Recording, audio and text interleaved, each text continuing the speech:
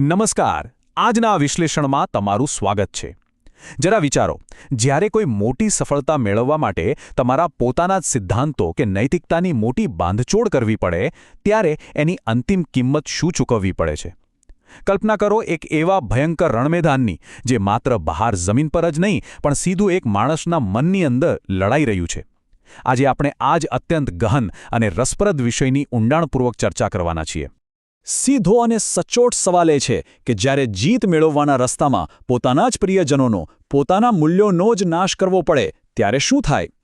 આ એક એવો અસ્તિત્વનો પ્રશ્ન છે જે કોઈપણ વ્યક્તિને અંદરથી હચમચાવી શકે છે. કારણ કે આપણે બધા જાણીએ છીએ કે દુનિયાના સૌથી મોટા અને ભયાનક યુદ્ધો હંમેશા હથિયારોથી નથી લડાતા.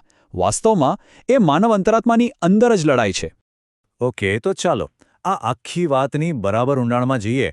કુરુક્ષેત્રનું વિશાળ મેદાન છે અને બે મોટી સેનાઓ બરાબર એકબીજાની સામે ઊભી છે. પણ જુઓ, આ માત્ર કોઈ જમીનના ટુકડા માટેની ઐતિહાસિક લડાઈની વાત નથી. આ તો એક એવી સાર્વત્રિક માનવીય દ્વિધાનું કેન્દ્રબિંદુ છે, જ્યાં એક તરફ તમારું કર્તવ્ય છે અને બીજી તરફ તમારા પોતાના પરિવારજનો ઊભા છે. આ આખું દ્રશ્ય સમય અને કાળની સીમાઓ વટાવીને આપણને એક બહુ જ મોટી કટોકટીનો અહેસાસ કરાવે છે. હવે અહીં સમજીએ કે મહાન યોદ્ધા અર્જુન કઈ રીતે સંપૂર્ણ મનોવૈજ્ઞાનિક પતન તરફ ધકેલાય છે. આનો એક ચોક્કસ ક્રમ છે. સૌથી પહેલાં આવે છે અવલોકન, એટલે કે તે બંને સેનાઓને ધ્યાનથી જુએ છે, પોતાના જ ગુરુઓ અને મિત્રોને ત્યાં જુએ છે. પછી તેને અચાનક અનુભૂતિ થાય છે કે અરે, આ તો બધા મારા જ લોકો છે. આ ગંભીર અનુભૂતિ તરત જ શારીરિક પતનમાં ફેરવાઈ જાય છે અને અંતે તે અસ્તિત્વ વિશેના ગંભીર પ્રશ્નોથી ઘેરાઈ જાય છે. વિચારો, એક અત્યંત આત્મવિશ્વાસુ યોદ્ધા અચાનક જ શારીરિક અને માનસિક રીતે સાવ લાચાર બની જાય છે. શ્રીમદ્ ભગવદ્ ગીતાના પ્રથમ અધ્યાયના 31મા શ્લોકમાં અર્જુન આ જ પીડા વ્યક્ત કરતા કહે છે કે હું વિપરીત શુકનો જોઈ રહ્યો છું, હે કેશવ, અને યુદ્ધમાં મારા પોતાના સ્વજનોની હત્યા કરવામાં મને કોઈ જ કલ્યાણ દેખાતું નથી. અર્જુનની આ અનુભૂતિ ખરેખર બહુ મૂંડી છે.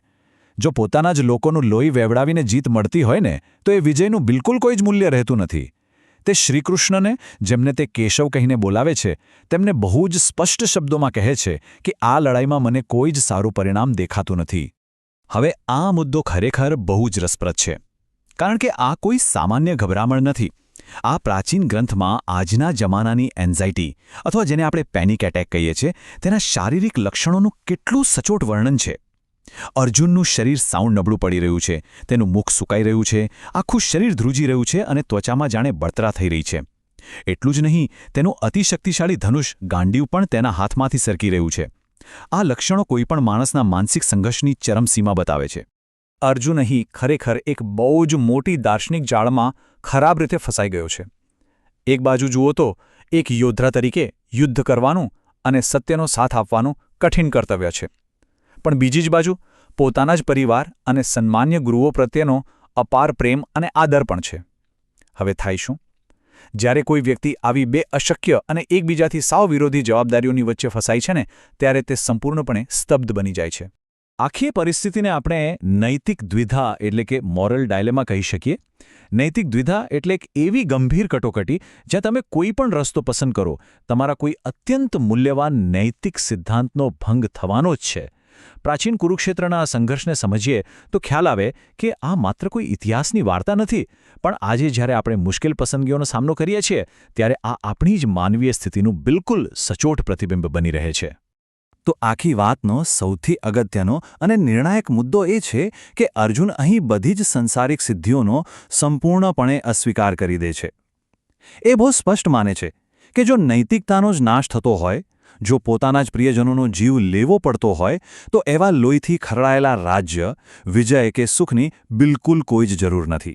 આવી ભ્રષ્ટ સફળતા મેળવવા કરતાં તો સગડું છોડી દેવું એને વધુ યોગ્ય લાગે છે. આ એક બહુ ગંભીર ટ્રેડ ઓફ એટલે કે સમાધાન છે, જે અર્જુન સ્પષ્ટપણે જોઈ રહ્યો છે. જો એક તરફ સાંસારિક લાભ તરીકે આખું રાજ્ય મળી પણ જાય, તો સામે એની કિંમત રૂપે આખી જિંદગી એક અપરાધભાવ સહન કરવો પડશે. જો વિજય મળે છે, તો સામે પાપનો મોટો બોજ આવે છે, અને જો સત્તા મળે છે, તો કૌટુંબિક અને સામાજિક અરાજકતાનો ભય તો ઊભો જ છે. આ બતાવે છે કે સત્તા મેળવવાની ઈચ્છા અને નૈતિક અખંડિતતા વચ્ચે હંમેશા એક અનિવાર્ય ટકરાવ થતો જ હોય છે. ચાલો હવે જરા આગળ વધીએ અને જોઈએ કે આ આખી વાત આજના સંદર્ભમાં કઈ રીતે જોડાય છે? આ બધા પ્રાચીન દાર્શનિક ખ્યાલો કંઈ માત્ર જૂના પુસ્તકો પૂરતા સીમિત નથી રહ્યા. આજના આપણા આધુનિક અને રોજબરોજના વાસ્તવિક જીવનમાં પણ આ નૈતિક લડાઈઓ બરાબર એટલી જ પ્રસ્તુત છે. આજે આપણી પાસે ભલે રથ કે તીરકામઠા નથી, પણ આધુનિક જીવનનું આ કુરુક્ષેત્ર આજે પણ દરેક ઓફિસમાં અને દરેક ક્ષેત્રમાં મોજૂદ છે જ. વાસ્તવિક જીવનના આ ઉદાહરણો પર જરા નજર કરો. જેવી રીતે અર્જુન પોતાના પૂજનીય ગુરુઓ પર હુમલો કરતા અચકાય છે, બરાબર એવી જ રીતે આજે કોઈ પ્રોફેશનલ પોતાના ભ્રષ્ટ એમ્પ્લોયર કે મેન્ટરના કૌભાંડો છોતા કરતા પહેલાં એક બહુ જ મોટી નૈતિક મૂંઝવણ અનુભવતો હોય છે. કે પછી પોતાની કરિયરની આંધળી દોડમાં સાવ નિર્દય બનીને પોતાના જ પરિવારની શાંતિ અને મૂલ્યોને નષ્ટ કરી દેવા કે નહીં? આવા જ ભયંકર સંઘર્ષોનો સામનો આજે આપણે સૌ ક્યાંક ને ક્યાંક કરી રહ્યા છીએ. આ બધી બાબતો ખૂબ જ સુંદર રીતે એ સાબિત કરે છે કે આ ગ્રંથ ખરેખર કેટલો કાલાતીત અને યુનિવર્સલ છે. આ ચર્ચા સીધી રીતે આપણા માનવીય સંઘર્ષની જ વાત કરે છે.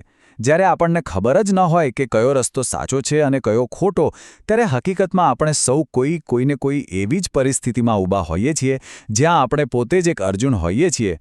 શૂન્ય. હા, માત્ર શૂન્ય. આ એકમાત્ર અંક બહુ જ મોટી વાત કહી જાય છે. જો તમારી કોઈ પણ મોટી સફળતાનો પાયો નૈતિક બાંધછોડ પર ચણાયેલો હોય, તો એમાંથી મળતો સાચો સંતોષ કે સુખ કેટલું હશે? એનો સાચો જવાબ છે માત્ર શૂન્ય. નૈતિકતાનું પતન કરીને, સિદ્ધાંતો નેવે મૂકીને મળેલી ગમે તેવી મોટી સફળતા અંતે તો તમને અંદરથી એક ખાલીપો અને શૂન્યતા જ આપે છે. હવે અહીં બે ખતરનાક અંતિમો એટલે કે એક્સ્ટ્રીમ્સની વાત છે. એક તરફ જુઓ તો કૌરવ સેના છે, જેનો ભયંકર લોભ અને આંધળી મહત્વાકાંક્ષા તેમને સાચું શું છે તે જોવા જ નથી દેતી. અને બીજી તરફ અર્જુનનો શોક છે, જે એટલો ભારે અને ઘેરો છે કે તે તેને સાવ લકવાગ્રસ્ત કરી રહ્યો છે અને સાચું કર્મ કરવાથી રોકી રહ્યો છે. આ બંને અંતિમો એવા છે જે તમારા સાચા જ્ઞાન અને યોગ્ય માર્ગને સંપૂર્ણપણે ઢાંકી દે છે. અર્જુનની આ નૈતિક દ્વિધા એટલી તો જબરદસ્ત છે કે તે છેવટે તેને અંતિમ સમર્પણ તરફ દોરી જાય છે. અર્જુન ભરચક યુદ્ધના મેદાનમાં પોતાનું શક્તિશાળી ધનુષ નીચે મૂકી દે છે. પણ ધ્યાનથી સમજો, આ માત્ર કોઈની નિરાશા કે હાર નથી, પણ આ જ એ ઉચ્ચ આધ્યાત્મિક જ્ઞાન અને સાચું માર્ગદર્શન મેળવવાનો સૌથી મોટો પાયો છે. જ્યારે પોતાના જ્ઞાન અને તર્કની બધી જ મર્યાદાઓ પૂરી થઈ જાય, ત્યારે ઉચ્ચ માર્ગદર્શન સ્વીકારવા માટે અહંકારનું ધનુષ નીચે મૂકવું જ પડે છે. તો અંતે તમને વિચારતા કરી દેવો એક પ્રશ્ન. જ્યારે જિંદગીના ચોકઠામાં બંને રસ્તાઓ ખોટા જ લાગતા હોય અને હાથમાંથી નિશ્ચિતતાનું ધનુષ સરકી જાય, ત્યારે કયું એવું ઉચ્ચ સત્ય છે જે તમને તમારી આગામી પસંદગી માટે માર્ગદર્શન આપશે? નૈતિક પસંદગીઓની આ જટિલતા જ આપણને ઉચ્ચ જ્ઞાન અને ઊંડી સમજણ શોધવા માટે પ્રેરિત કરે છે. આ ચર્ચામાં જોડાવા બદલ તમારો ખૂબ ખૂબ આભાર.